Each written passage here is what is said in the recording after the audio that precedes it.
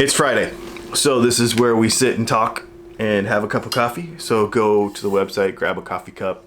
If you already have one, cool. This is really good coffee, actually. That's for another day. It's Formula One weekend, so I am watching qualifying over here, editing video over here, shooting video, and talking to you. We're going to talk about guitar copies today. This is kind of an interesting one. It comes up because a friend of mine, Anthony Sims at Lucky Dog Guitars, it's been on my mind lately. He came up against one of the big ones, wanting to sue him over a peg head design, copy sort of thing. And it made me think about this a little bit.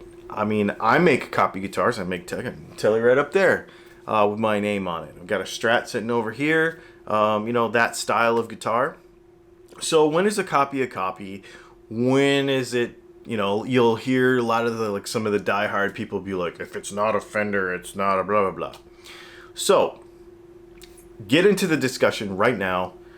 Turn the sound on below and just start talking about it. I want to know how you feel about this, and as you watch this video, if it updates your opinion about it.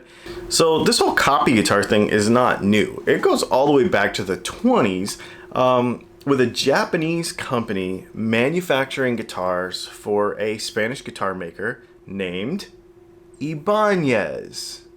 And he actually made guitars, had them manufactured in Japan, probably because they were cheaper. And then that company, Hoshino, started making their own copies.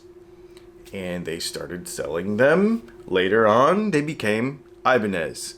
And then you go down through the 70s, and they were making quality reproductions of, we've heard of the lawsuit era Les Pauls and the various Gibson guitars like that.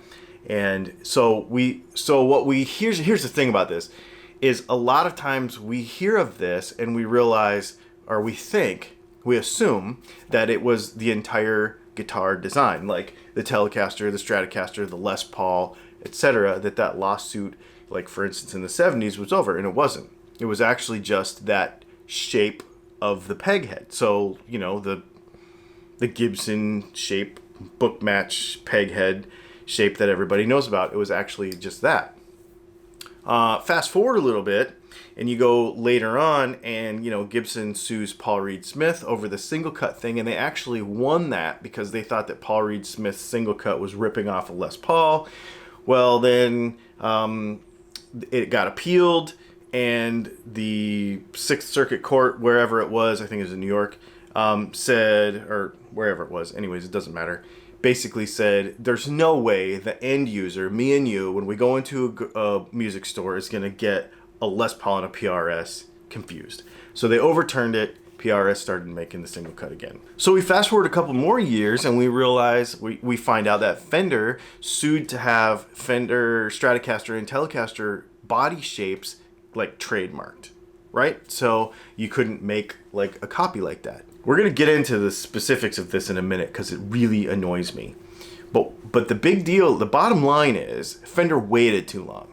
They basically said, the court basically said, there's all these other makers that are already making copies, like me, and many, many other people that are saying, you basically waited too long, and that shape does not exclusively tell us that it's a Fender guitar, because there's so many other brands. Now, had they done this maybe in the 40s or 50s, it's possible that they could have done it.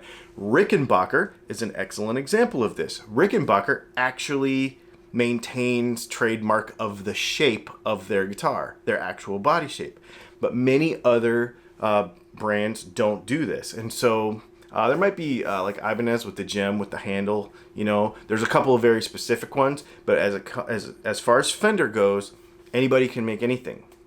As far as the body shape goes, and the only thing that they really restrict it to as far as trademarking is the peg head shape. So this is an interesting thing because I did a survey on my YouTube channel, and basically over 50%, or it depends on the day, like it kind of goes up and down, but it's 40 to 60% of you say that the peg head shape really determines whether you're going to buy the guitar or not. I don't care about it personally, as long as it's not really stupid ugly. I don't really care about the shape. There's a couple of them that are really ugly that I wouldn't have. But a lot of people are like, if it doesn't look like what I'm familiar with, I don't want it.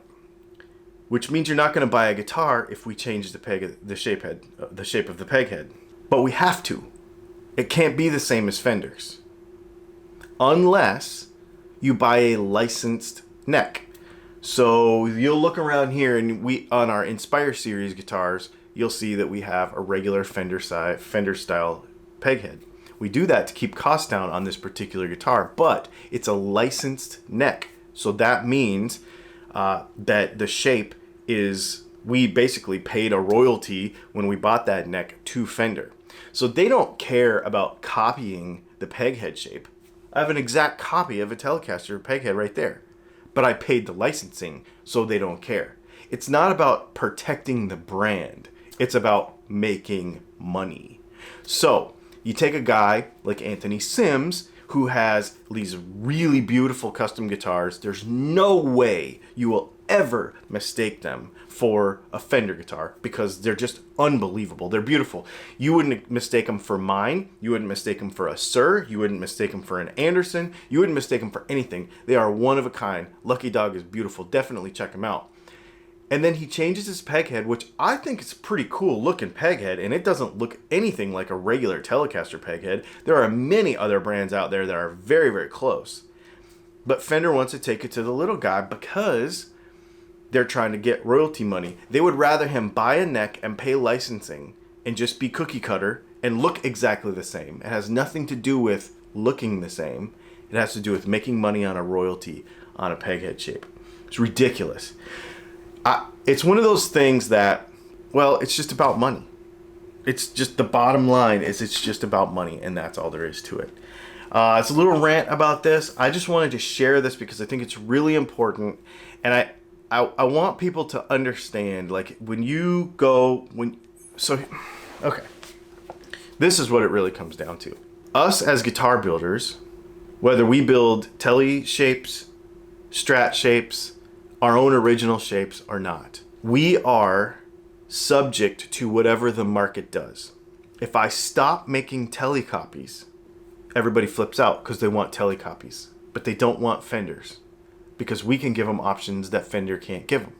We can give them looks that Fender can't give them. If we change the Tele shape even just a little bit to make it our own, people all of a sudden say it's not the Tele shape. So where does that leave us? Where does that leave us in this whole conversation? If I change a shape and make it original, you don't want it because it's not Tele shape. But if I leave it a Tele shape, it's a copy, so I have to make it a different color. We have to do different stuff to make it not a Tele.